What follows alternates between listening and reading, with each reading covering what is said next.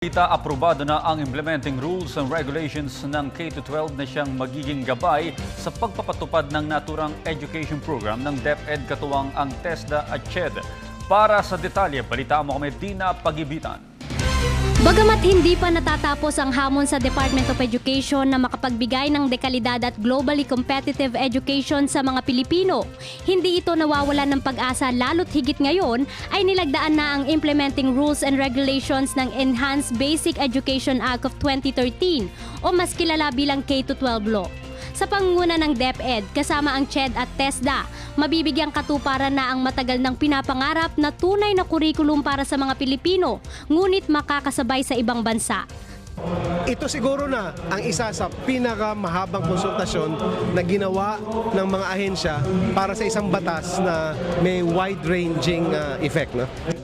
Ito ang fully implementation ng K-12 program o ang pinagsamang kindergarten at 12 years ng elementarya at high school education na isinunod sa global education standards.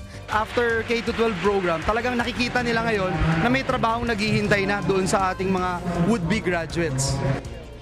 Dumaan ang nasabing IRR sa mahaba at masusing konsultasyon sa mga ahensya ng gobyerno, estudyante, magulang, gayon din ang mga pribadong eskwelahan sa bansa.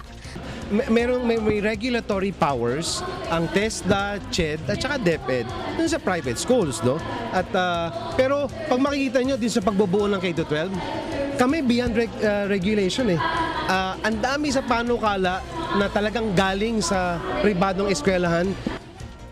Samantala, malaking tulong naman ang nasabing K-12 curriculum sa mga estudyante, gayon din sa mga guro ng Don Roses National High School. Kasi po dahil po dito, nalaman ko po yung mga pwede ko pong gawin kapag dating po sa future para po makatulong po sa akin. Ganun.